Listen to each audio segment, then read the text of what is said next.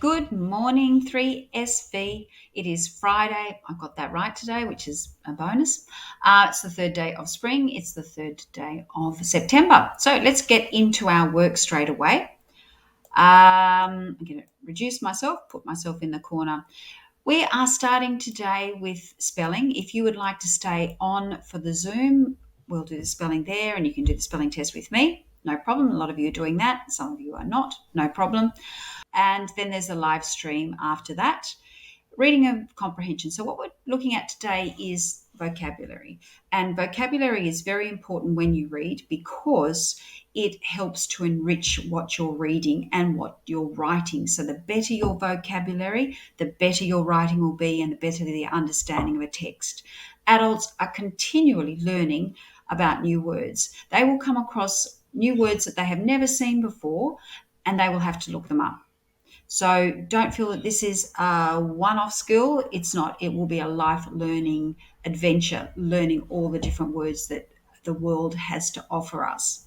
So, vocabulary. Now, it comes in three tiers. We have our very basic words. It's called tier one, and they're the words we use every day pretty much. So it's the and baby and ball, and here are examples here: think, around, eat, clock. They're very much everyday words.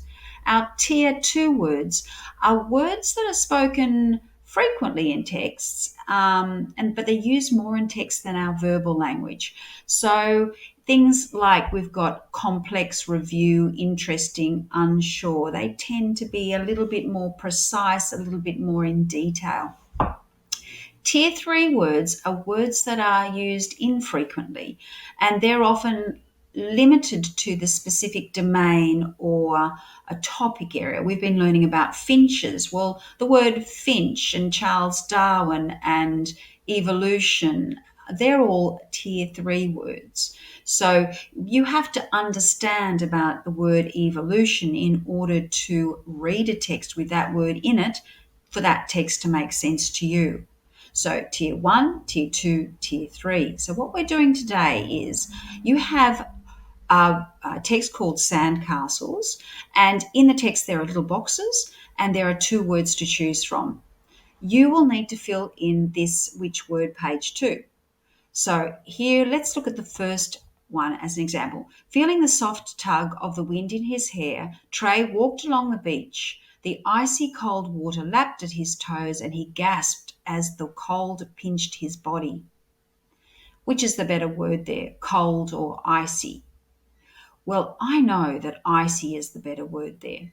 So when I come down to here, I will go circle icy, word one. Yep, that's the better word. It says which word is more appropriate and why? Well, I'm going to say icy is the most appropriate word because cold is already in that sentence, so that's no good. And also, icy gives you a much clearer indication of the temperature. Cold can be anything. Icy is when it is gasping. You gasp when you put your hand in icy water or if you put your feet in icy water. So, straight away, it's a better word. Do you have another word, another suggestion, another word to suggest? Well, chilly. I could suggest chilly because icy and chilly are fairly similar.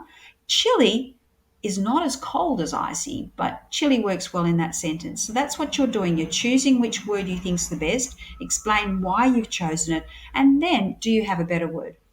Let's have a go at that. That's pretty fun. The second task, you've got dear time or reading eggs. Many of you have finished your reading eggs, but lots of you haven't. There is a reading eggs task sitting there waiting for you to do. Of course, if you have finished that reading eggs task, you can go into reading eggs and you can read or play games in there. But it is good if you have got your own book and you're reading a hard copy of a book, if you've got that. So you've got that choice to go online or to read a hard copy book. See how you go with that. I think you'll do well already. The people who have given me their reading eggs have got over 80%, which is fantastic. Okay, we're looking at a Father's Day activity. Now, on the Google Classroom, this link works. So this link just takes you through the process of understanding what an acrostic poem is. Now you've been doing acrostic poems since you were in kindergarten, really. Year 1, Year 2, you've been doing them. So here is something that you can print out for your parents. It is in colour on the stream, so please feel like you can open it up and use it straight from there. And you've got to think of a word that starts with F, which means which represents your father or a feeling towards your father. Then you go do A-T-H-E-R. But have a look at that link that's been put up to help you and guide you. Now, in the maths today, I have put in the stream the area battle game again.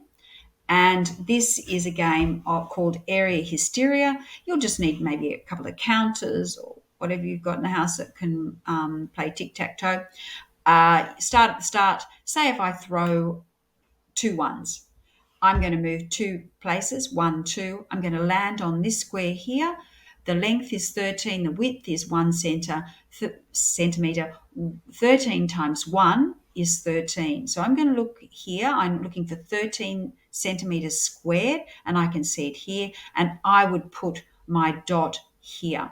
I would put my counter. I'd put this here. And then, of course, the person who I'm playing against, they will do the same. They will put theirs there.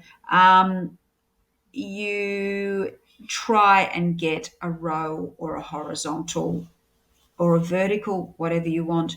As long as you've got 4 in a row, if you can do that, you've won automatically. But maybe you mightn't get to that, and I would just count all the counters up for player A and player B. You can play that in. You can sort that out in many ways. Most of you have finished your mathematics, but if not, jump in. Nice and easy. Lots of 100% today over the week. Thank you to those people who have already finished. You're marvellous. Okay, there's a book club. There's a link in the Google Classroom that will take you to your book club your book week photographs. So enjoy those. Lots of kids have put them in. Thank you guys for those who have entered. It's wonderful. And the lucky last thing is a parachute activity. We know how much you got out of the zip line. So this is a parachute challenge card. See if you can get something to fly and float down to the ground. All the instructions are there. If you can, take a video. We will upload that video and show everybody because they are such fun and you guys did such a great job before. So that is Friday. Of course, contact me if you have any problems. Well done this week. Over and out from me. Have a great weekend. Bye.